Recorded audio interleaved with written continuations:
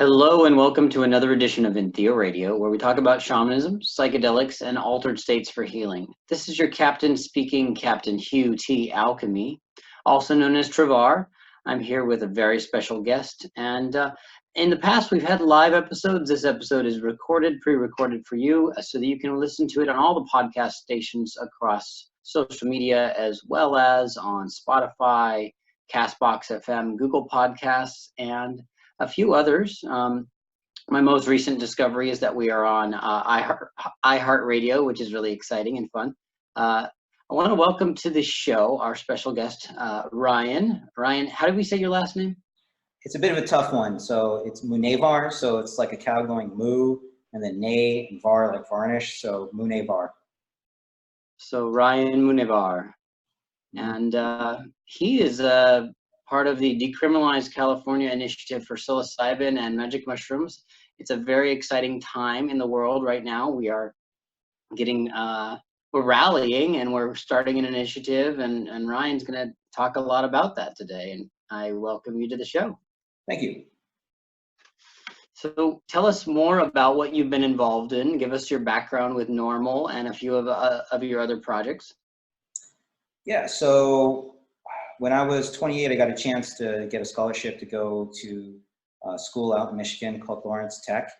And while I was there, I basically brought 2 ounces of weed from California and 1 ounce of hash. And when I got to campus, I basically rationed that as well as I could. So it lasted me about 4 months, which is a long time for me because I tend to smoke a lot of weed when it really gets down to it. And then I ran out of weed, and the weed that kids basically had on campus was like this horrible yellow brick weed that was honestly more beans, seeds, and twig than anything else. So I saw that there was this cup that was being held about 45 minutes west of where I was living, because I was just right like on 10 Mile, which is right above 9 Mile, which is Detroit, which is Wayne County. So I ended up going to this cup, and they gave me a pass. They gave me 4 passes because when I called them up, I wanted to be a judge, and they thought I was actually press. So they ended up giving me these 4 press passes. I trained up some of my friends in the dorm that I was living in. So the next morning we drove over there. One's working a camera, one's working a microphone, one's holding a clipboard. There I am basically organizing all that madness. And then they gave us the best press table that you could get. It was the first one when you came in. And everybody in Michigan thought that was the sign-up table for the convention / expos, the first International Ypsilanti Compassion Cup is what it was called. Wow. So everybody that was coming through ended up signing it, and I ended up getting close to 500 signatures for all the top people in the cannabis industry from Michigan. And then from there, I started networking with them, and pretty soon I was invited to a bunch of underground clubs because in Michigan, they were treated basically like speakeasies. So they would have like the first Friday of the month in downtown Detroit, which is not exactly the garden spot of society. We were in this Cannabis Council's law office. There was a practice there that focused on cannabis-related cases. And what ended up happening was I made a lot of friends, and I was shooting this documentary, and then I started working on a campaign out there to actually see what it's like to work on a full statewide campaign. So I learned a lot of the basic tricks that way, and I had a background in film production before this, so I was rather well organized. And unfortunately, the campaign, it didn't win, but that wasn't because of outside influence. It was just basically the people at the top of that were fighting against each other. And in the course of this, I made a lot of friends inside of Normal and Michigan Normal as well. And then when I came back to California, I wanted to be done with politics. I didn't want to deal with any of that stuff, but there was a section that I shot, and it was a short video. It was basically a breakdown of how to do dry ice hash extraction, which is a novelty gimmick. That's not really the best way you should be extracting cannabis to later smoke it, but it was kind of cool. You basically break up dry ice, you toss it into this bucket, you put your trim and your weed in there, and then you put a 220 micron screen filter over it, you shake it, and it comes out like this green cocaine looking powder, and then you compress it, pack it down, and there it was. It was dry ice hash. So there was this company called Quick Trading Publications, which is Ed Rosenthal's company, his publication company. And I got contacted by a marketing person from his company, and they invited me to come over because they wanted that section. And I said, yeah, take it. And they were like, how much money do you want for it? And I'm like, I don't, just take it. I don't care. And so they gave me a bunch of books, and then they brought me over, and then they wanted to know if I wanted to go check out some of the campaigns for what was going on with cannabis legalization in the state of California. And this is back in 2015, leading up to 2016. So I went, I checked it out, and they wanted me to sign up with that one, but I decided I was actually going to play it out and just see what the other campaigns were doing. And so I basically kind of started the documentary back up again, and I started tracking. And at the time, by the end of the campaign, there was like 14 different initiatives that ended up signing off on it. And then from there, in the process of that all happening, I decided to start Monterey County Normal.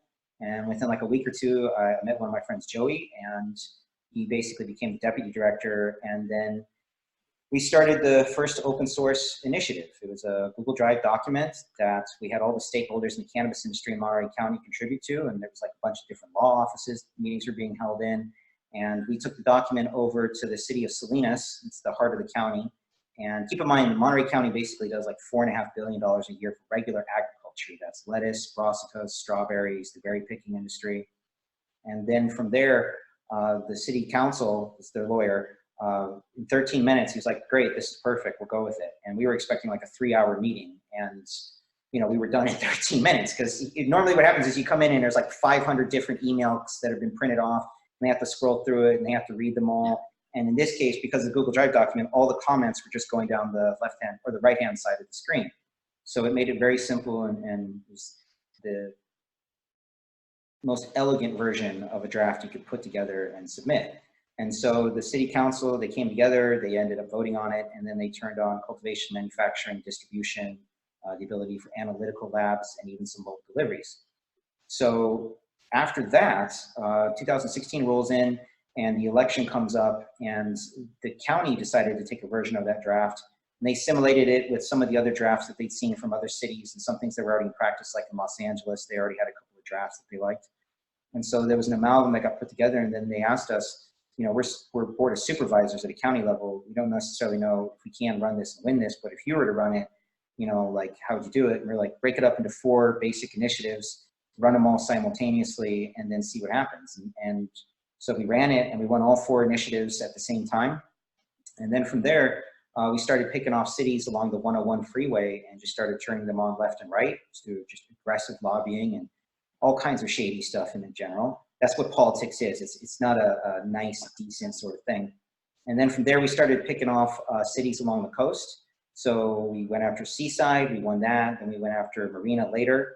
And in Seaside, in the process of all this, all these people, because we were doing this, they were like, could you help us get the permits for these things? And we're like, sure, what the hell? So we end up winning 1 dispensary permit inside the city of Seaside last year. And we turn on a dispensary with my partners for less than $400,000. And then this year, on April 1st, MedMen, we had a review process where the Bureau of Cannabis Control comes through, and we ended up scoring 100% perfect, which to my knowledge at the time was the highest and, like, honestly, the perfect score you could possibly get. No one else had even gotten that. And so then right after that, MedMen came in, which is this huge conglomerate company, and they ended up buying the dispensary for over $3 million. So from 400,000 to over 3 million, we basically did like a 980% return on the profit.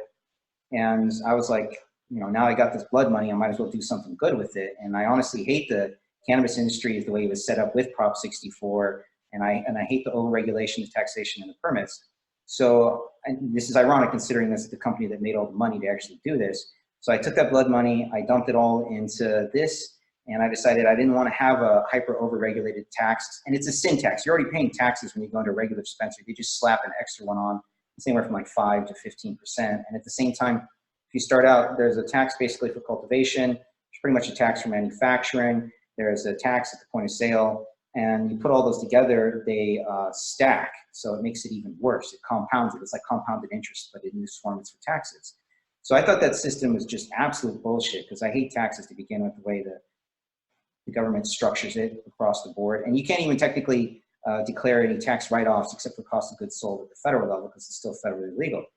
So last year, middle of December, I decided I was going to actually draft an open source initiative for what I thought psychedelic mushroom decriminalization should look like.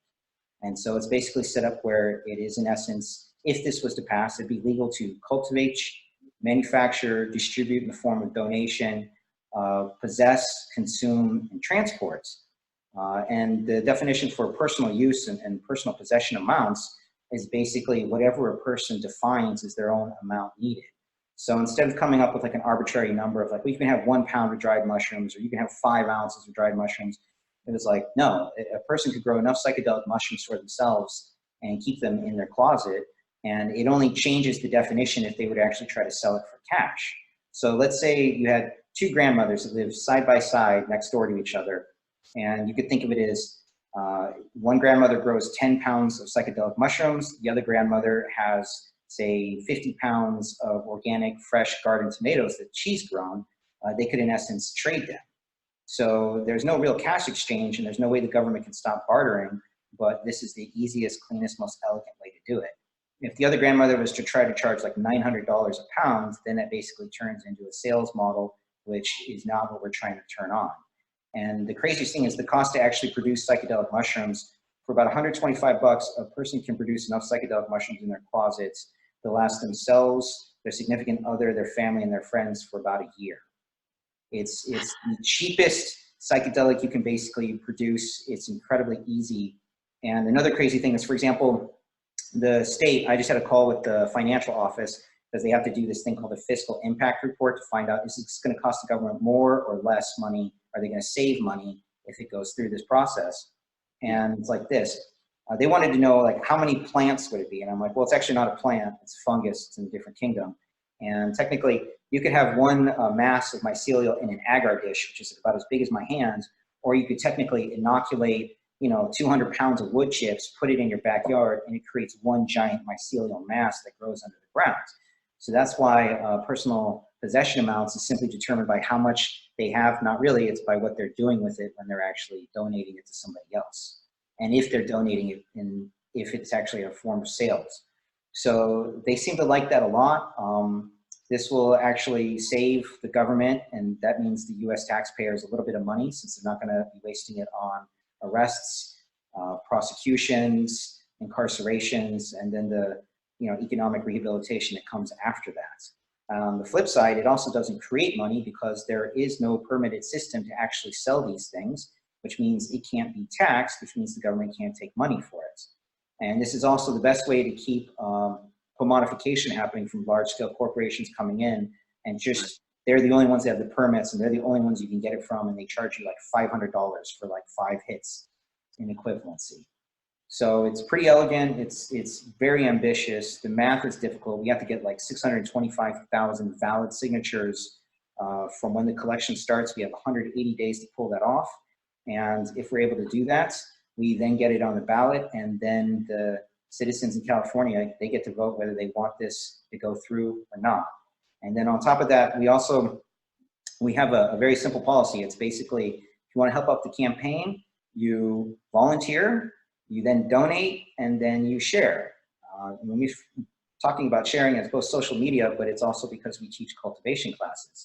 So we teach cultivation classes now in Los Angeles, and we're about to start teaching classes in San Diego, then Orange County, then San Francisco Bay Area, and Sacramento, because the goal is to get about 10,000 cultivators turned on across the state before the election goes off, because we know when they cultivate, they're going to end up sharing the psychedelic mushrooms with other people. And then most people, when they get to actually try it for the first time, it's an extraordinary experience. They're like, my God, I can't believe this is ever made illegal to begin with. Right. So I know that's a lot. So barrage me with questions. Go for it. Yeah.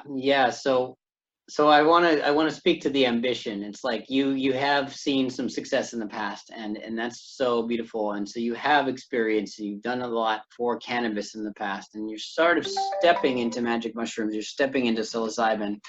How do you feel about the recent changes made to the law in Denver and the law in Oakland, California? Denver is fantastic for the way they basically did it. As a citizens initiative, like what Kevin Matthews and his people did out there was one of those tipping points for society, honestly. And I just have mad respect for them as it is. What Oakland did is pretty damn good as well, because they expanded it beyond other substances from just psilocybin and psilocin. So they basically went after all plant-based entheogenics. As far as the validity and strength for one versus another, though, I prefer the initiative model over resolutions, because a resolution, and keep in mind, city councils pass resolutions at just almost every single city council meeting. They have a bunch of them. So it's like a good intent. but it's only a lowest level priority. So if you either had a city council member that comes on as a new city council member, they could push for a new resolution to shut down the old one. And you just almost saw that happen actually in Vancouver. We have a bunch of friends up there in Canada, and there was some city councilwoman who actually wanted to push a resolution to basically ban psychedelic mushrooms up there. Unfortunately, Decriminalize Canada was able to shoot that down. Oh, good. But the problem is it's like an initiative that actually changes a law. A resolution, it's like a good idea, and it's something that they'll put their stamp on. But if you have like an asshole for a district attorney that still wants to make it a priority, they can do it. And quite often the district attorney and a police chief, or if it's at the county level, for example, if you were to pass a resolution at a board of supervisor level, the sheriff can go after it. And so generally the police department and the district attorney's office are almost always in cahoots with each other because they always have been. That's how it kind of works. So I prefer the initiative model much more, but it's trickier in some ways. It's certainly more expensive, but to me, it's more of a concrete sort of solution. That being said, there seems to be a huge movement across the world, and honestly, a lot of it's in the United States, where people are just sick and tired of the drug war overall, because the best model period is basically the Portugal model. We decriminalize all drugs, not just psychedelics, but like all of it. The problem is the United States was the one who led the charge for the drug war to begin with because of the whole Nixon 1970 issue. And that is difficult because it's our own background that we're trying to clean up. And if the United States is able to do this, most of the other countries at that point, they won't have any reason to really hold on to their drug laws unless they're complete assholes, which there certainly will be some of them. So I was checking out your document. I think this is your language version 2.0 on your website there. Yep.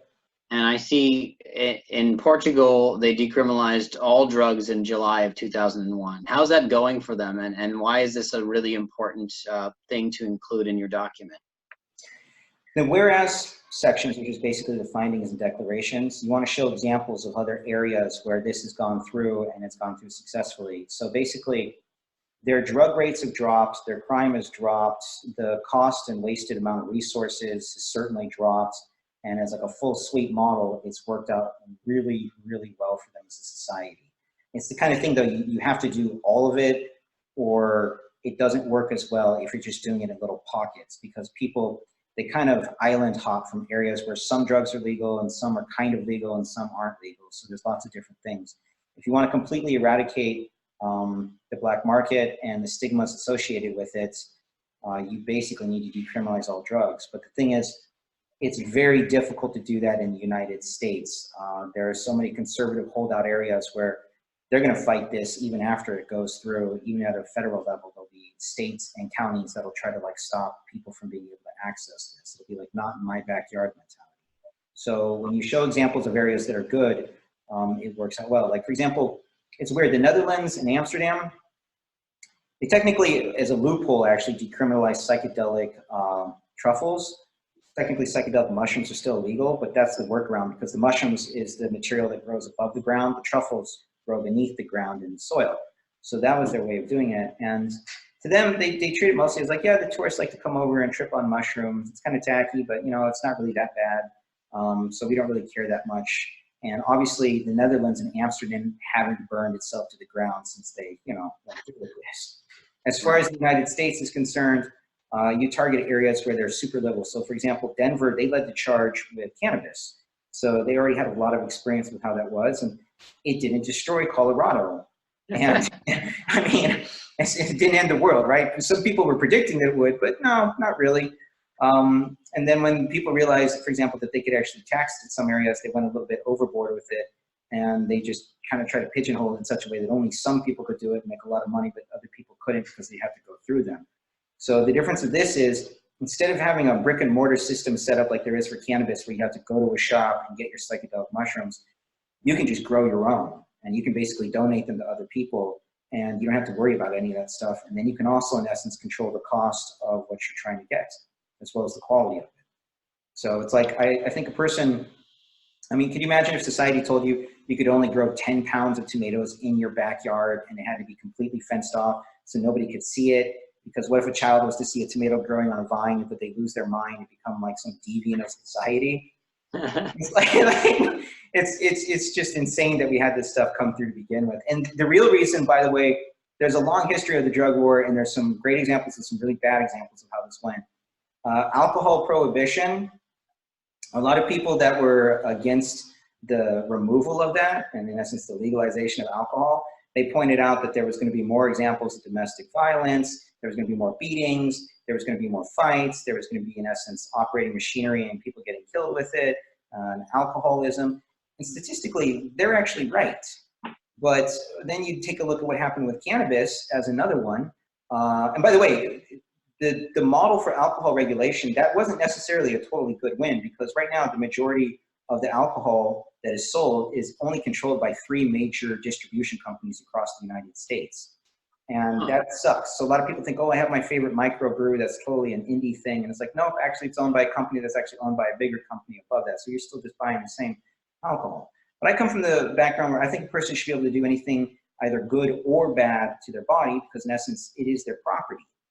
For example, did you ever see the movie Footloose? No, I didn't. Basically, there's this small town that bans dancing because after some dance, 4 kids that were in high school got into a car accident. So they thought dancing must have been the cause for that, so they have to stop it. And then Kevin Bacon goes to this town, and he's from the city or something. And he likes to dance and stuff. And so the town is freaking out about it. It's like, you know, that goes back to things like, what if you want to have piercings? What if you want to have sex with someone that's technically of the same gender, and how scary that might be, and how society would end. It's like you know, it's stupid stuff like that. It's your body. You should be able to do what you want. And when we ask average voters, for example, if you take a group of 20 voters and you ask them, okay, if you were going to be down to decriminalize psychedelic mushrooms, what is the primary reason why you personally would want to see this go through? And we give them the 4 basic questions. So are you going to do this for a medical reason? There's something biologically wrong with you that you feel psychedelic mushrooms will help with. Is there something therapeutic? That's the second one. Is there something that's mentally you've been damaged from either, you know, you saw your friend blow up in a war, you've been sexually traumatized, you suffer from some just general depression side thing that isn't necessarily biological, look at the environmental, this could help. And then the third one is technically, it's a sacrament, so it's part of your spiritual practice, part of your culture's religion. That could be anything from, like, you know, your people have been doing it for hundreds of generations, or you discovered this at Burning Man and it was absolutely wild and it's now part of your faith. And then the fourth one is basically freedom of choice. You should, like I said, you can do anything good or bad to your body, but it's your property, so you get to decide. If you ask a group of 20 people about it, you get 1 vote for medical, you get 1 vote for therapeutic, you get 1 vote for spiritual/religious, and you get 17 out of 20 rest votes for freedom of choice. And that's the primary reason. That doesn't mean it doesn't overlap with other things. But when we're pushing this math out to the actual public, we need to figure out what they would, in essence, want to vote for. And freedom of choice, it's such a, honestly, one still good trait of the American people that holds on to it, that we think we should be able to control our own bodies and our own destinies in that regard. So it's wild. And what Denver did is phenomenal. What Oakland did is phenomenal. What other areas are going to try to do, like Berkeley's going to fire off soon enough. Hopefully they go through. Other states after this will try to do other things as well. So it's a pretty impressive time to be a part of the Renaissance. Right. So it's like basically one of our tenets as Americans, as patriots. It's a life, liberty, right? Liberty and the pursuit of happiness. So if liberty is the freedom of choice to do what you will with your property, then there you go. That's nice that we're still like that. I mean, I wish we had a little bit more gumption, and, you know, the Anonymous and the Occupy movements had really kicked off in the right direction, and then the follow through kind of fizzled out. It's a cyclical thing. People will get ramped up for a certain political thing, and then life happens, and they got to take care of other things, and their intentions change, or they realize it's not as easy as they thought it was going to be, or not as fun as they were hoping it was going to be. Right. So it's a lot of just miserable work. I'll give you an example. Yesterday I turned 40. It was my birthday, and instead of celebrating it, I ended up working till basically 9:45 at night, and then went to dinner by myself just to eat and come home and go to sleep because of how crazy the day was. So I was at it since 7 a.m. went all the way to then. So there's a lot of personal sacrifices in time, and it comes down to basically how much willpower you have to do that. And changing this stuff isn't easy. It's a monumentally difficult task to do, and this is the hardest project I've ever worked on. So we'll see. You know, happy birthday, by the way. Thank you. It's And way since, 40, but yeah, whatever. congratulations on making this far and having these cyclical success stories to draw from in your personal experience.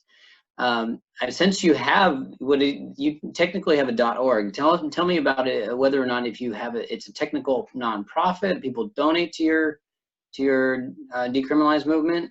Tell me about that. Yeah, so we're technically registered as a California mutual benefit nonprofit corporation, I believe is what it is. So Okay. you have the California status.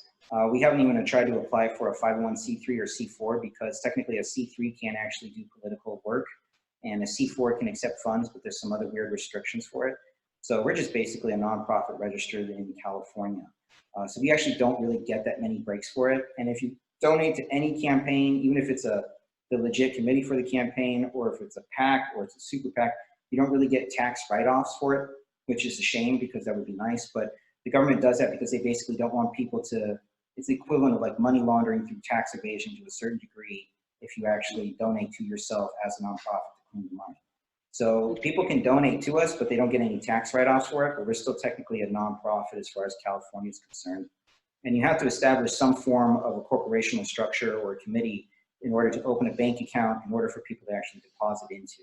And by the way, when you do any political work with a Schedule I substance as the focus, they make it extremely difficult to actually do. So for example, we got shot down by like 9 banks before we were able to get a bank. And then about a month into it, because we were only leaving like $100 in the bank account because we didn't want it to actually get shut down and then we lose all that money and wait for a cashier's check, because they'll write out the cashier's check to the actual Committee for Mycological Research and Education, which means we have to go deposit that into another bank account that actually has that account name with it. So when the 10th bank finally came through for us, one day I went to actually begin the process of depositing because we've been teaching these mushroom cultivation classes and they're making a lot of money. So I was trying to drop off $2,600 and I find out the bank account is locked. And then I call up our lawyer and our lawyer contacts them and he finds out the bank account had been closed like 2 weeks prior and that they sent a cashier's check back to us for $100, the wrong address, and there was no way to even appeal it. So the craziest thing is we basically use our PayPal account, which sucks because PayPal automatically takes like a 3% cut of everything that's going in or out. But that's the only way we can actually accept those forms of donations or payments or things. So a lot of the money comes in through donations. A lot of it comes in through the actual selling of merchandise. So that's buttons, that's stickers. We just started our t-shirt press line going. So we actually picked up like a dye sublimation printer to actually start printing out custom t-shirts. Nice. So it's difficult, and this happens with Schedule I substances and banks, because if the bank is ever hit up by the federal government, they could actually lose their FDIC insurance, and they don't want to lose that because to them, it looks like they're either money laundering for a drug cartel or it's just too close to a touchy subject. So that really sucked. And the thing is, we were actually honest and open with the banks because when you go in, you actually have to give them the corporate bylaws and the official articles of incorporation that came from the state that have been stamped. The state, they have no problem giving you the status as a corporation, even if you do deal with something closely related to a Schedule I substance. But the banks, on the other hand, they don't want to lose their FDIC insurance. So it's incredibly difficult. They finally just passed a banking act, it sounds like, at the federal level, so businesses can actually start to bank if they're in the cannabis industry. But psilocybin is not on that list yet. So it's still going to be tricky all the way to the end of the campaign. It makes it harder. Yeah, yeah. Have you thought about accepting cryptocurrency or Bitcoin donations and things like that? Maybe the issue is we've been going back and forth trying to define this. Cryptocurrency, because it's not from a centralized bank, could theoretically come from anywhere in the world, and it probably would in some degrees. The problem is you can't accept money for a U.S. initiative or act from outside countries, because otherwise, you know, Russia could dump $10 million directly into somebody's account that could push their own agenda. So it's a non-U.S. agenda. So it's really tricky, and we're trying to get the solid answer back from them of whether or not we can accept cryptocurrency. And then the other issue with cryptocurrency is if we were to get it, we would honestly have to immediately withdraw it, because if we sit on it and hold on to it like stocks, I mean, you know how Bitcoin just goes up and down every day. And as much as it'd be fun to sit on it like baseball cards or stocks, It's not technically fiscally responsible for us to do that. So we'd have to get it, immediately withdraw it as cash. And then if you're sitting there with cash, it's really difficult to actually report the finances of the campaign if you're just taking out, like, you know, here's $20,000 in cash sitting in a safe somewhere. They really want to see a digital ledger from a respected and legit financial institute. So and PayPal doesn't qualify as a ledger. What does? Does PayPal qualify as a ledger? Hopefully. Eventually, So, PayPal yeah. will figure out what we're doing, and they'll probably pull the plug on us too. So what we end up doing is we spend all the money as fast as we can on what we need. So that's merchandise, materials, costs for things. It's tricky. Yeah. I mean, it's so much easier if you just bank. Hopefully PayPal like maintains your accounts and stuff like that, but there is a way to directly either tie your cryptocurrency into the US dollar amounts by way of Tether. It's a crypto that is worth $1 no matter what. It tethers to the US dollar, or you can drop it into PayPal. Like now you can sell directly to PayPal, so your Bitcoin becomes PayPal money right away.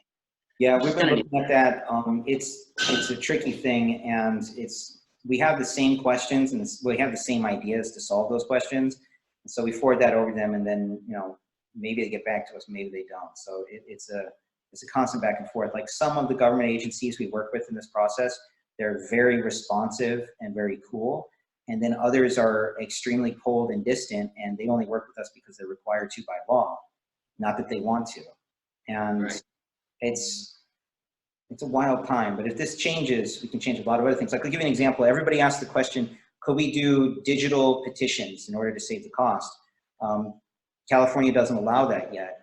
But in the course of this process, we've actually made enough friends in the blockchain world, specifically because we were looking into the cryptocurrency, that we started hatching this plan to actually run in either 2021 or 2022, the last paper initiative process needed, meaning you could actually then collect signatures online, either with iPads or send it out there as an online digital petition through like Facebook, Instagram, and other social media. And then people could sign off on that, and then the government would actually have to respect that. And then also it basically plays into electronic voting. Electronic voting is really a touchy subject because it's a security risk issue from the digital side of things, of either the votes get intercepted or manipulated or changed after the fact somehow. Yeah. And with all the, you know, the crazy hacking that's going on in the world right now, it certainly is a reasonable concern to have.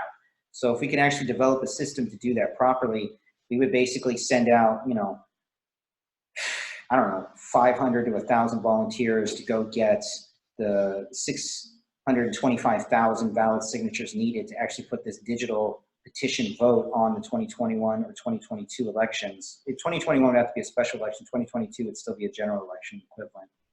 And then at that point, you could vote online, which would actually speed things up in a lot of different ways. And I do believe, I can't remember if it's one of the Virginia states is actually trying a version of that right now. So if theirs works, we'll either take that or we'll assimilate parts of it or we'll make our own. But that would be in order to drop the cost, because at this point, if all we had to do was push something like this online, we'd be done inside of like 2 weeks getting all the signatures we needed, as opposed to 180 days and 625,000 valid signatures that cost us a lot of money. Right. So your team in California, South, I think, just there, you're hitting the streets and you're getting signatures in a few months, or already? We'll start anywhere from roughly 40 to 60 days, I believe. From when we submit, there's a 30-day public review process where anyone in the state of California, they put it on the government's website. You can basically go in there and make any comments that you want, either for or against it, or just like small grammatical changes for things that you might have screwed up on. And then there's 5 days after that 30-day review where we can basically edit it and then resubmit it, as long as it's with the original intent of what we were putting in there. Like, we suddenly couldn't just drop in the last minute, like, let's decriminalize heroin while we're at it too, and sneak that one past them. Like, that ain't gonna work. But if it's reasonable and germane to the original intent of the document submitted, they'll accept that, and then you get what's known as a title and summary and a fiscal impact report. So title and summary comes from the Attorney General's office. It's a non-biased review of what the actual language is that we're submitting, and then we have to attach that to the top of the signature sheets when we go out there. And then the people at the Fiscal Impact Review Office, they've been fantastic with us. So they just give the breakdown of whether this costs the state money or saves the state money. And then at that point, 180 days, 625,000 ballot signatures, and we're hitting the streets.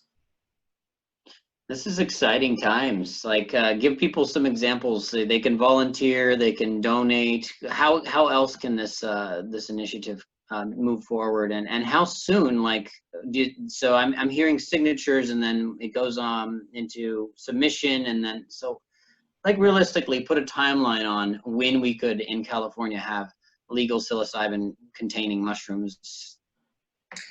If this was to pass, it would pretty much go into effect right after the November 3rd election, 2020. So that's just shy of, I think, about 400 days from now. If people want to get dialed in on the infrastructure, for example, we have close to 600 volunteers across all 58 counties in California now. And so the process works like this. You go to decrimca.org, you click on the volunteer button. It takes you to a Google form. You fill that out. You basically in the form give the basic contact information, some of your social media, which is optional, but we like that because it's good to spread the word. And then you list what county team you want to be a part of. So there's all 58 counties listed in a drop down. And then there's a list of specialty teams, everything from the events team to the fundraising team to the volunteer team, which helps organize other volunteers, to, in essence, the communication team, which is actually like 4 different sub teams for website, newsletter, Facebook, Instagram. There could be, for example, like moderator style accounts. And then we have the cultivation team if you actually want to help out and teach one of the classes or assist in the teaching of mushroom cultivation classes.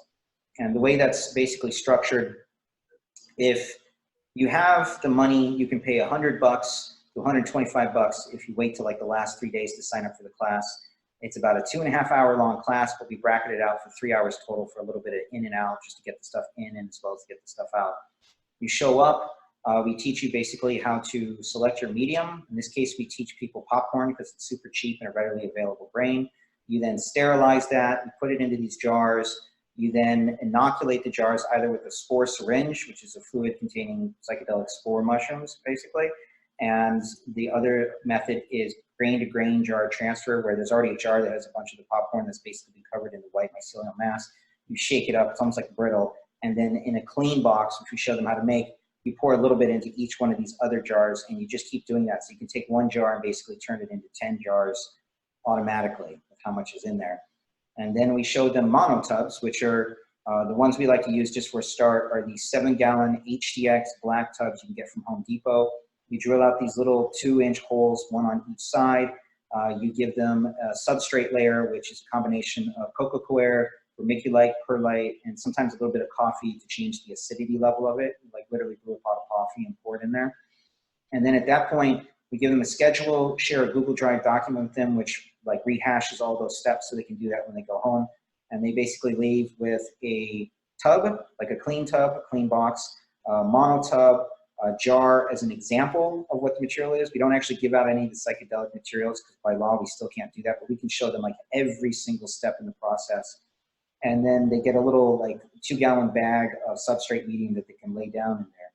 And the other cool thing is, you know, they obviously network with other people in the class, which may have connections, you know, just saying.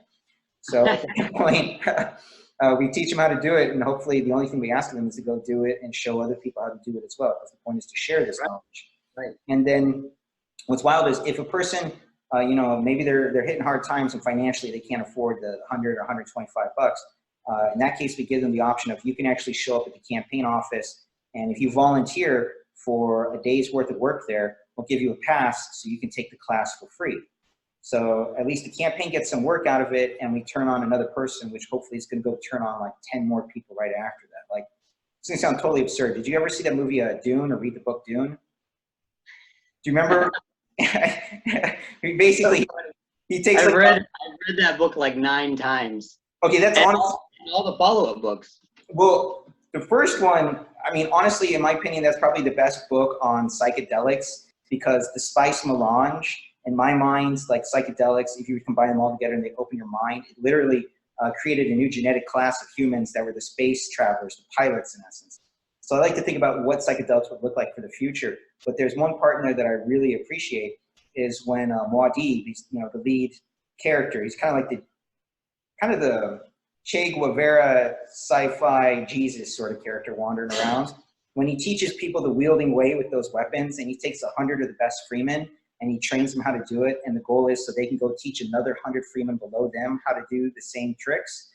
That's the same mentality we have for the psychedelic mushrooms. So if we can teach these people how to do it by any means necessary and get it out there properly, it's great. So that way I never have to listen to people bitch that the class is too expensive, and then I never have to listen to people bitch that people get to take the class for free, because technically there is a trade-off in their time to go learn something. And what do they do when they come in? I mean, they're helping us make buttons. We have this whole button press making machine, which is awesome. Like any activist group should go spend the 200, 300 bucks to get a button press machine and all the little pieces together for it, because it's perfect. And then other people, you know, they're helping out with the social media stuff, or they're helping us drill out the monotubs for the next upcoming classes, or they're networking and contacting people. And just about everybody has something that they can contribute or worth to the campaign overall. And so when you sign up as a volunteer, within 24 to 48 hours from that, you get a little invite to the Slack team, because we organize all the counties. There's literally 58 different counties on Slack. And if you're in your county, you just get assigned to that automatically based off of what you filled out on the form. And then below that, if you want to be part of one of the other teams, we collectively talk amongst each other online. And that's also the fastest and most dynamic way I can respond to people, because I'm on Slack all the time. So there is no real buffer or a series of flapper people that have to get to me to talk to me.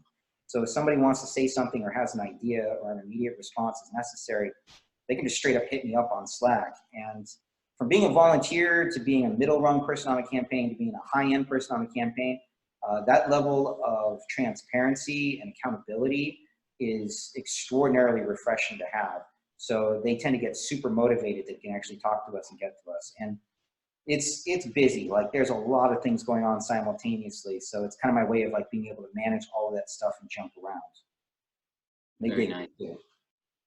Very nice. It's funny. I really draw from Dune, and I really appreciate your connection there and using that as a metaphor for what you're doing, because it was originally inspired by the magic mushrooms, the books and the writing. It was, and it's even a citation in one of Paul Stamets's books that it was inspired by the author of Dune, because he was a well-known mycologist of his time in the 1960s and 70s. Brilliant. Yeah. His son carries the torch pretty well too later on in the rest of the books that go on.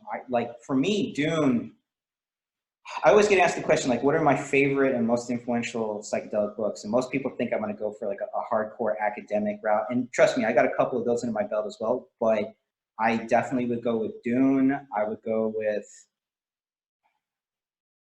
did you ever read the book, Stranger in a Strange Land? No, but it's on my list. Okay. Use that as their reference. That's a great one. But the spice melange for me is pretty much the amalgamed metaphor for all psychedelics put together at once, and then what humanity could become. Like, for example, a lot of the problems we have in the world right now, they need to be solved by people that can think in a new way, in a creative way. And psychedelics, when they got shut down, for example, even taking it one step further back, the drug war that really started was because it wasn't a war on people, it was a war of economy. They wanted to stop the paper industry. The paper industry basically wanted to stop the hemp industry from getting any foothold, because a lot of them had already invested heavily into timber. And then when you have the Hearst family jump in as a media mogul, they just started crushing it out. And so the easiest thing was you target specific groups. So they went after African-American jazz singers and Mexicans. And they basically said, if your daughters do the marijuana, they're going to be having sex with black people. You don't want that to happen. How do you? And then like America ate that shit up, and it was horrible. And then after that, when the civil rights movement started coming through and civil disobedience was a big thing, it's not illegal for people to protest, or because of the First Amendment to tell the president to go fuck himself, or to basically show up in large groups and say what you guys are doing is wrong and we're here to stop that. And because it wasn't illegal to actually form up together, what they realized was they probably had marijuana and psychedelics on them at these rallies. So let's just go through it and do blanket raids, and then that's actually how we go after them. So it was like one of Nixon's top guys came up with this strategy and idea, and that's what they went with. And so they knew if they went to the audience, they could bust people for LSD, and other psychedelics, and that's what really screwed it up. And at the time, when psychedelics, especially lysergic acid, when people really started doing the proper research on that, could you imagine how much hopefully better and certainly more advanced and well-evolved society would be in the United States as well as the rest of the world if instead of banning it, we'd actually doubled down on the research back then? I mean, what we would know about the human mind and consciousness, that some people require a scientific backgrounds or a scientific backing before they can consider it as valid information. I mean, indigenous people and tribes have been using psychedelics since basically the beginning of time, since before recorded history. But it wasn't until they actually started getting scared that there was going to be super change in the US that they went nuts against it. So I think we've honestly lost about 50 years worth of our evolutionary path as human beings and creatures of what we could become, simply because somebody was threatened by this and they had to stick up their ass the wrong way. So Dune would be like what the future would look like to a certain degree if we could evolve ourselves off to it. Right. I absolutely agree, and I encourage you to read all the books if you haven't. Have you read Heretics? That's my favorite one. Yeah. Oh, another good random science fiction book, not to tangent too much, but did you ever get a chance to read The Forever War? No, I didn't. I have just hearing about it from you just now. What's that about? Forever War is basically, it was written before the Vietnam War, but it imagined there was a group of scientists that come together in the mid-'80s, looks like 1983 to 86, I think is what it was. And they're about to go to war against an alien race that's many, many light years away from Earth. And so they take the top PhD graduate students in like chemistry and physics and astrophysics and engineering, and they train them up in these mech suits to go fight these aliens. But what happens is when they get in the spaceship, they cryosleep them. So they spend like 25, 30 years going to the other star system. They wake them up, they fight these aliens for about a week. They get back into the ship and they come back to Earth. So it's like, 70 to 100 years, depending on which battle they had to go to, keeps changing. So every time they come back to society, society is completely changed. So when they leave at one point, they come back, everyone in society is addicted to drugs. They come back the next time, everybody is now highly enlightened, but very boring. They come back the next time, everybody's now kind of brownish, like Polynesian looking, because all the races kind of like interbred with each other and made this like neutral tone. They come back another time, population is exploding, it's not looking good. They come back the next time, homosexuality had actually been enforced by the state in order to like curb population control. They come back the next, and it's just this trip that keeps happening, because even though they go fight the aliens, which is kind of cool in itself, every time they come back, it's massive culture shock. So if you get a chance, just check that one out on the side. That's actually another one that's fantastic in a weird way. And then Joe Handelman. Halderman. Yeah, Halderman. And that's a fantastic one worth checking out. And then like the black sheep of the bunch, which I think is one of the greatest books ever written, is Fear and Loathing in Las Vegas. When I read that as a kid, I was like, this is perfect. Like, oh God, the way he talked about things was classic. And he was also like a political nut, like Fear and Loathing on the campaign trail, just by himself going around, just how he critiques politics at the time. Oh my God, it was priceless. So Hunter S. Thompson, I was just a huge fan of his style of writing in general. But I bring that up in some psychedelic things like, oh no, that shows all the bad side of psychedelics. And I'm like, well, I mean, it's not just psychedelics, there's all sorts of drugs he's talking about in there. And I thought that was the greatest ride ever, because he was just nailing society left and right for everything that was bullshit and holding him accountable. And, he critiques himself too, incredibly hard throughout the entire process. So that one is just off the charts with me too. But yes, more questions. Sorry. Absolutely. So I wanted to bring it back to your personal experiences. I mean, we hear a lot about your sort of trippy experience with growing up and reading these books and being influenced by our culture, which was in some ways influenced by counterculture and the need to break through and to re-deviate into homo evolutionary people. We're going in the wrong direction, I think, in our society, and we've been on this really slow train to the apocalypse. And people like Maynard James Keenan of Tool know this, and they put it through their music, and it's pretty amazing. And that cover for that, gorgeous, with the little LCD screen that was in there. Oh my God, yes. That looks great. That was classic. That looks great, yeah. they know this. People like Alex Gray know this, and they're putting it out there in so many ways with their art and their music. And I think you've been influenced by it, and I've been influenced by it. And most of our society is somehow shut down and zombified by the rest of everything else that they're paying attention to. So how did you step into, I mean, we heard your story about cannabis, but how did you step into something that was more countercultural, like psychedelics, in a positive way that helped you become who you are to make change in the world? Well, when I was much younger and I worked in film production for the start, I went to school at 16 and a half for radio, TV, film down in Orange County. And at the time, I mean, not to say straight edge, because that honestly inclines a heavy religious background, which I'm not. I'm basically like a hyper militant atheist when it gets down to it, but I try to keep that shit on the down low. And what ended up happening was I didn't get drunk till I was 19. I didn't smoke weed actually until I was 23. And I didn't do psychedelic mushrooms until I was 25. And when I was in LA, I married an actress right before moving up here, and I was married for 4 years. And then when I was 25 and I got divorced, I went back down to Orange County. And when I was living in Laguna Beach, I was briefly dating a woman who, I mean, she was a troublemaker. Like, she's not necessarily the person that should be your first guide. She was, I mean, she was gorgeous. She was very free-spirited. She was also a compulsive liar, a kleptomaniac, and a borderline arson. Like, she was a pyro. Like, so the very first time I actually did psychedelic mushrooms, I had just moved into this apartment in Laguna Beach, and the whole neighborhood was there, and they were really nice. It was almost like some weird European village greeting, because it was this cul-de-sac, and there was just all these people who knew all each other. So they showed up, and they brought wine, and they brought food and stuff. It was a proper greeting. It was really civil. And she was there, and she wanted to celebrate, and she wanted to surprise me. So she ditched out for like 20 minutes. I don't know where the hell she went. And then she came back, and she had this new bag with her, and she drags me inside this apartment, and I was talking on the couch with one of my neighbors next door. He's this really, he was a nice guy, but I only saw him like one night because he moved the next day.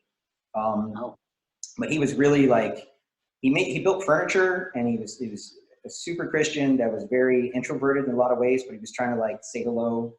And she's very gorgeous, and she drags me into this apartment, and then she pours out this bag onto this table I had, because I wasn't able to get this bed upstairs. So I had this air mattress that I was sleeping on, and I'd set it up earlier that afternoon. And then I had this really nice glass desk that I used for my computers, and she just starts pouring all this stuff out. And this giant like statue of like a bull, this bronze bull, just falls out and breaks the damn table. But she doesn't care because she's very free-spirited. And so like all these other things start falling out of the bag, and I'm like, what the fuck is all this, right?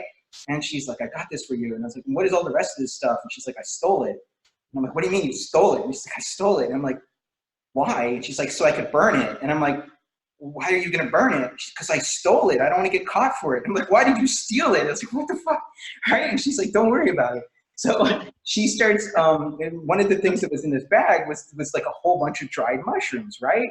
And so it was a big brown leather bag. She'd stolen the bag too, apparently. And so out comes these mushrooms. I don't know if she'd broken into somebody's house up the road or whatnot, but it was just absurd. And so we start doing psychedelic mushrooms, and she's into fire poison. Like, so she likes spinning stuff around. And at the time, in the room I was in, I do this thing everywhere I go where whenever I'm working on a project, I basically tape up a bunch of sheets of paper, or at this point, I was working on a science fiction script about what would happen if 1,000 people, or 120 people went to Mars to start the colonization there. And then one day they look back at Earth and it's been completely incinerated with nuclear fire. And they basically have to start society over again. And it's like they get to decide how they want to treat each other. So it was a clever project. And on the wall were all these cutouts from all these astronomy and science magazines of like all kinds of different star clusters and things about Mars and terrain and stuff. And it's all taped up to the wall. And so, you know, we were doing what adults do at this point, and she was basically there in the room naked spinning these fire poi things, and I'm just like, I'm starting to trip, and I'm like, this is the most gorgeous thing I've ever seen, right? But as I'm looking over, her fire poi starts scraping the side of the wall that had all the pictures on it, and that shit starts to like go up in flames. Like, it's like a little flame would go up and then it would seal back against the wall, and so the room starts filling up with smoke. She doesn't give a shit because she's just in her world, just going as fast as she can go. And I'm like, from like in bed, very aroused, jumping up to put the fires out, and then getting back in, and then jumping up again, and finally opening up my window, right, just to let in air. And she's like, don't do that. It only adds oxygen to the fire. And I'm like, we're going to die in here. We can't breathe. And then my very religious neighbor, he makes like little tiny wooden furniture as his hobby, and then he actually worked as some kind of like a production manager for an actual furniture wood company. He's standing outside, like holding like a box of I don't know what, and he just sees this beautiful naked woman just spinning this stuff around, and then me jumping up and down from bed to like do this and open the windows. And so technically that was my first experience actually tripping on psychedelic mushrooms. And I loved it. I mean, like, not the best guide in the world because she honestly could have killed us, but like the experience for me was phenomenal. At that point, I was like, this is fucking amazing. And by the way, I do have a hierarchy of how I rank substances, drugs, and medications. And in this case, at the time, because I wasn't even thinking about it for any therapeutic or even religious reasons, it was just a good time, basically, I process it this way. If the drug, while I'm taking it, makes me feel good, that's a plus. If the drug the next day doesn't give me a hangover or anything that makes me feel sick about myself or hurts me, that's another plus. If I'm not addicted to it, that's like the final trinity. That's like the perfect combination of things. So for example, you would take alcohol, the way I would rank that. When I'm drinking it, yeah, it feels great. If I drink too much of it though, the next day I have a hangover and I feel absolutely miserable. And as far as an addictive substance, it's right up there. It's pretty damn bad. So I do have a hierarchy and scale of what these things are, but that also doesn't mean I think people shouldn't be able to go do that. That'd be like me trying to outlaw pineapple on a bacon pizza or something like that. Like, like they want to do it, they want to do it. As long as it's not hurting too many other people, although certainly there is an argument for the whole vegan lifestyle and how we're destroying the world with animals. But then again, when it comes to mushrooms, there's myco-remediation, because this is one of the saddest things about the mushroom world as it is. The average biology program in a college doesn't even have a class on mycology. It's a field that gets underfunded, under-researched, understudied for all the basic mycological benefits that exist outside of regular psychedelics. There's actually a mycophobia that began a long time ago in this country, not because of psychedelics, but because when people came from other countries and they didn't have the proper identificational knowledge to actually determine what they were picking in the fields, they basically said, all mushrooms are poisonous, don't eat them. That's why when you go in a grocery store, there's actually not much of a mushroom section in there. There's way more for vegetables than there are for mushrooms. But for example, mushrooms have an incredibly high amount of protein. They're very low on the energy and resource requirement needed to grow. If you screw up a grow, you can always process the material back down and use it again. It's one of the most sustainable food sources that exists. And if you were in a spaceship going to another planet, everybody always sees like these giant greenhouses in there, but you never see a single mushroom. In reality, it's far more efficient if you have basically 2/3 of your biological foodstuffs being grown would actually be a form of mushrooms, and the other third would actually be vegetables and fruits. They don't require the same electrical load, for example, that all other plants need, because they're not actually plants. They don't need photosynthesis. And like humans, the one downside is they'll actually produce carbon dioxide because like animals require oxygen in order to process things. So in the college world, there's virtually no research really being done. It's mostly done by amateur people and some people that are absolutely brilliant. So for example, Paul Stamets is basically like Jesus to the mycological world. Like the guy really is getting the word out there, and he spreads the knowledge, and he talks about his own personal story. You know, yeah, Paul Stamets. Yeah, just being in the trees, like shaking, and he gets over his whole stuttering issue because of that during a lightning storm, like a true proper meeting. So like Paul Stamets is doing an extraordinary amount of benefit for the mycological world.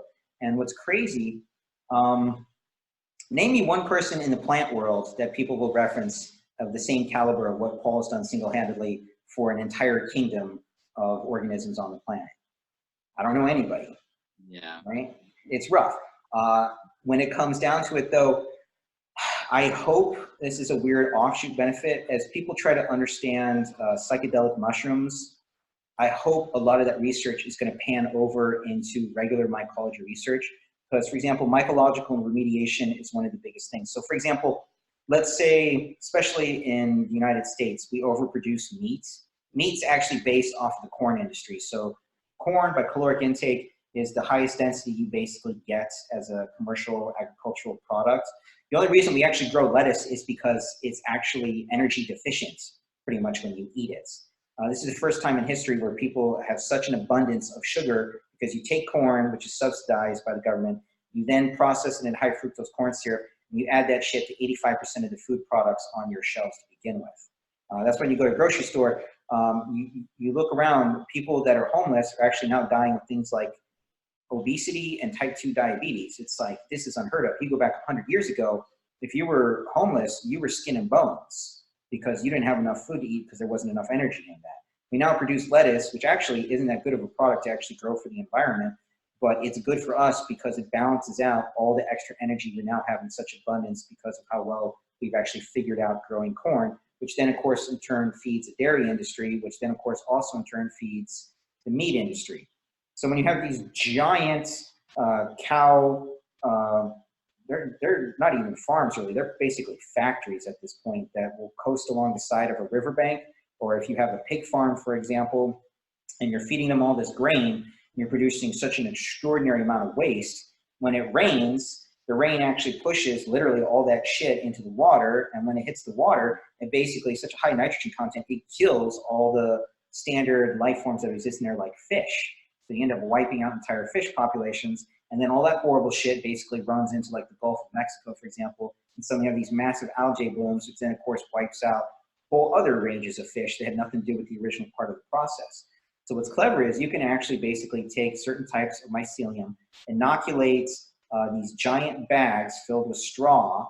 You can line them along the riverbanks so that when there is runoff that happens from all of that super nitrogen-rich shit that's basically coming past, the nitrates in it, it actually traps that, reprocesses it, turns it into a form of mushroom that when it breaks down, it doesn't actually cause any of these problems.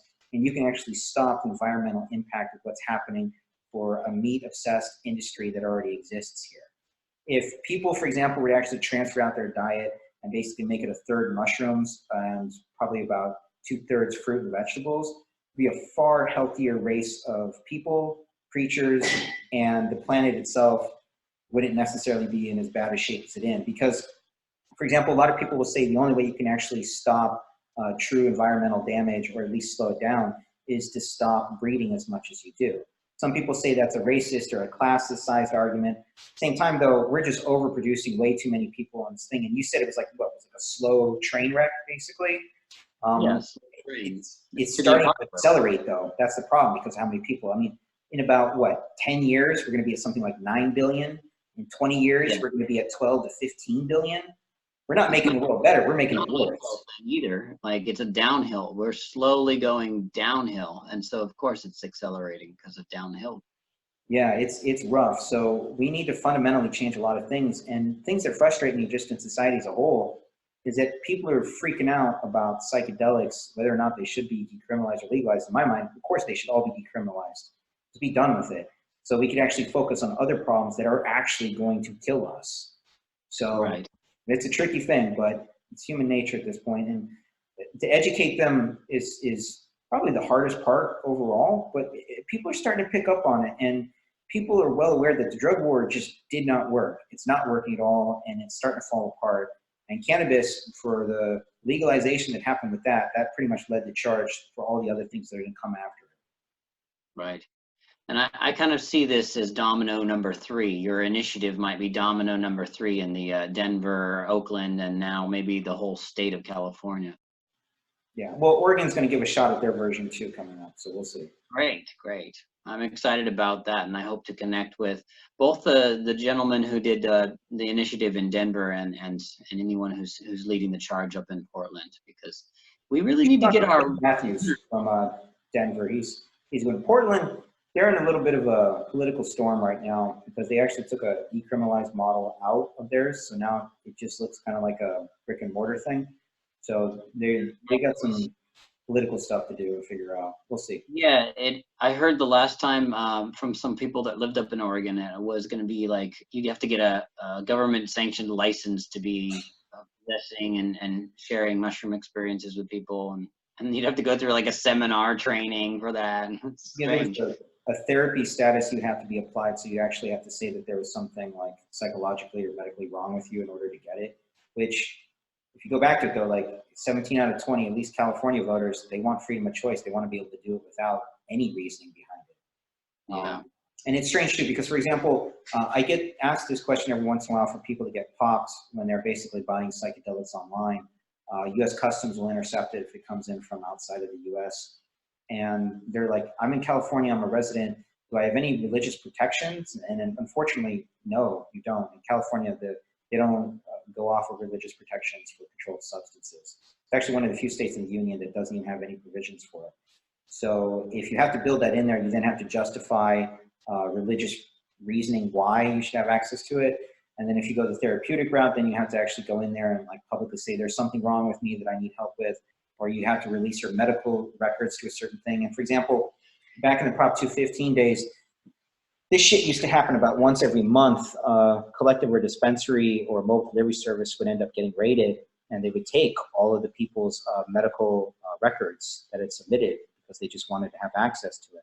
So we felt, for example, just removing all of those necessities and just basically saying it's decriminalized and you don't have to justify it to anybody actually gives a person far more personal privacy and protectional rights, and they don't have to go through any of that bullshit. And then at the same time, because this one is basically 18 and up, but technically it also has a built-in provision that if you get caught as a minor and for some reason you are convicted, it's just a drug education program and it doesn't go on your permanent record. And also, if you have parental consent, they throw it out. So basically that was our workaround for kids that are under the age of 18, because the group that gets impacted the most, honestly, is young people. And in the drug world, that's basically African Americans and Mexican males between the ages of 13 and 21. So we think that's really shitty that happens. So that was our way of basically taking all the teeth out of anything they could do to attack them. And it seems to be pretty collectively good so far. Most people are down for that. There'll be some conservative people that are afraid that like psychedelic mushrooms, if they get into the hands of children, it will be end times. But I mean, there's not much we can do to convince them at that point, because that's generally coming from just massive indoctrination that we don't necessarily beat out.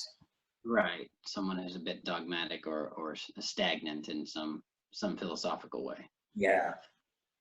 So right now, if you're listening, you're tuning in, we have Ryan Munevar, and this is Hugh T Alkemi on the In Theo Radio podcast. And we are encouraging you to take action as a resident or a neighbor of California. Come in and support the campaign by going to Ryan's website. Give us the site. Decrimca.org. And sign up as a volunteer, maybe make a donation. They can do all that through your site, right? Yep.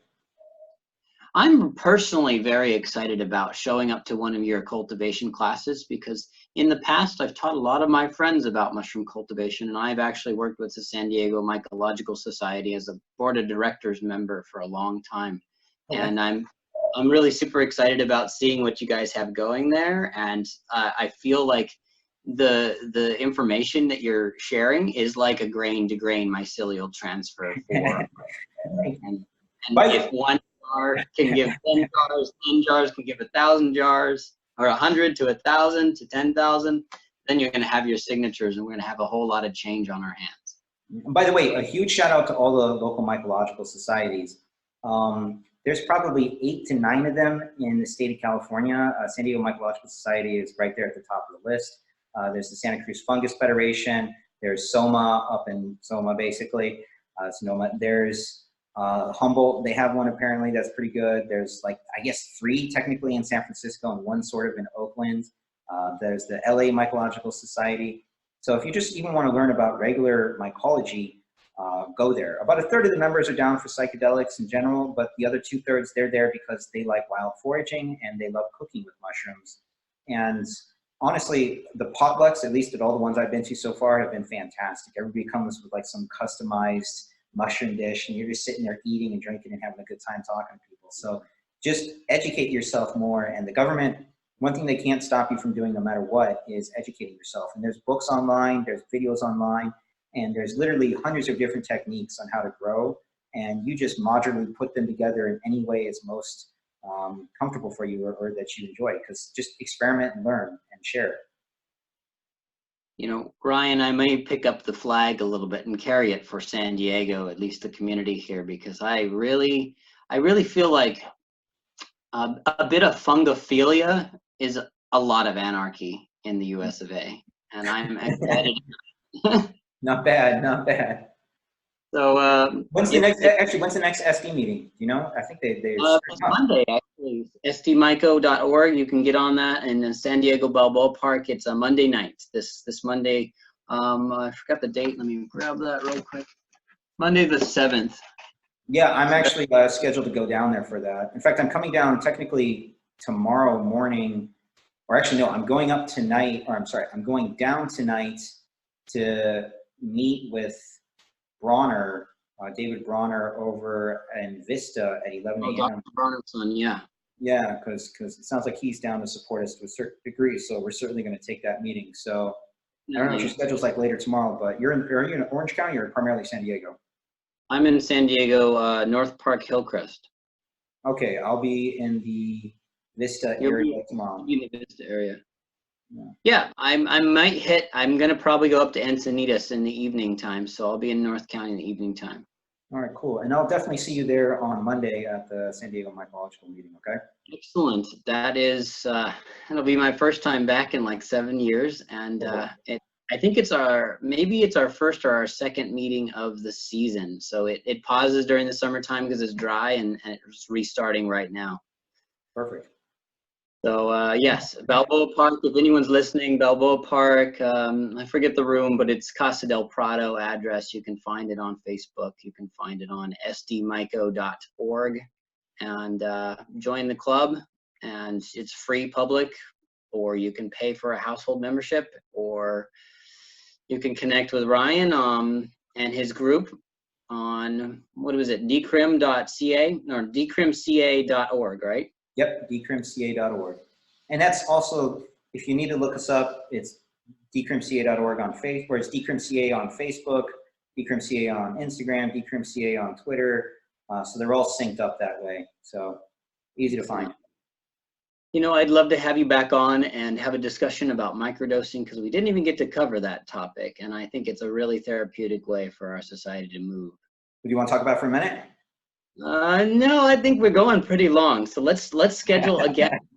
Let's schedule again for after I get up to see you guys do a cultivation thing, because I think you have a cultivation class in October, right?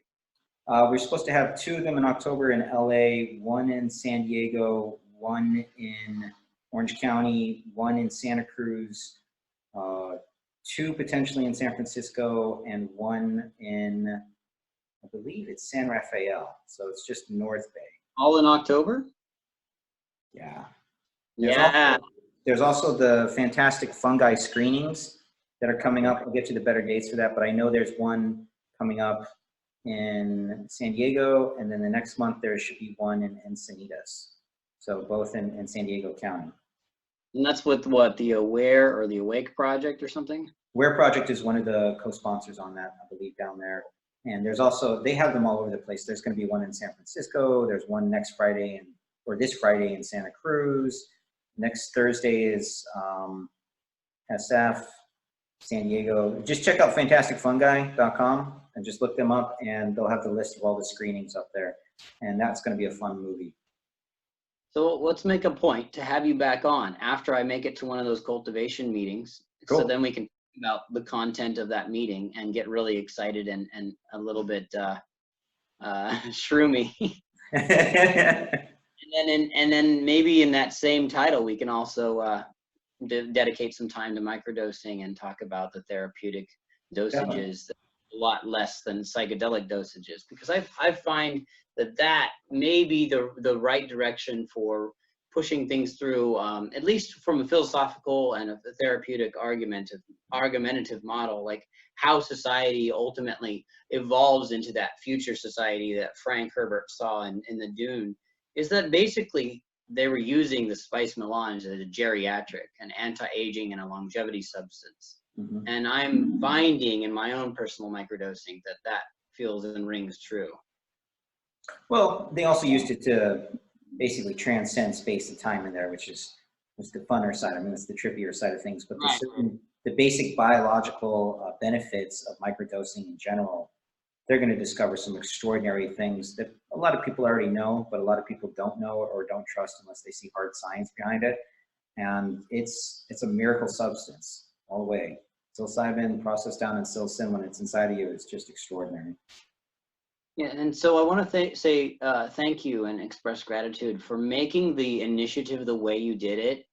It actually feels really on point for like being more of a barter, being more of a grassroots, being more of an anarchy, non-government involved thing, and it allows people to actually kind of just like self-regulate. Whereas the stuff I grew up in Southern California, and San Diego's born here, and yeah, that 215 and proving yourself, medical, this and that, and how many plants you were allowed to cultivate. Gosh, that was so just it was so out of alignment. It just felt inauthentic, and Yeah, the way our initiative is different. It wasn't a perfect time and it wasn't a perfect solution, but honestly, a lot of people, they still prefer the 215 model to 64 because the whole goal of, by the way, legalizing cannabis was basically to have high quality cannabis at a cheap price with tons of strain availability. And what we ended up getting was we do have a lot of strain availability, but the cannabis is not cheap. It's now more expensive than it should have ever been. And that's a hassle. So, and by the way, our initiative, because it's still an open source one, and that's still a philosophy we believe that most initiatives going forward in government should have, we call this one the people's model. So there's still technically time over the next 2-3 weeks where if you want to make a comment or you want to critique it, certainly send it our way because we still have that extra 5 days after the initial 30-day public comment period to make any additional changes. So it's not entirely set in stone. It's like 95% in stone. So you still have a slim window if your listeners are inclined. So check it out. Yes, yes. And so you're listening to Entheo Radio podcast. Please go visit Ryan's website. Check out his initiative. If you can contribute, read it thoroughly, see if it's what you like, and be part of this change, because I know it, with the right inoculation, our culture could go from fungi imperfecti to fungi perfecti. We'll say it like that. Beautiful. Thank you so much, man. So yes, this is Captain Hugh T Alkemi and Ryan Munevar with Entheo Radio signing out. Thank you very much. All right, peace.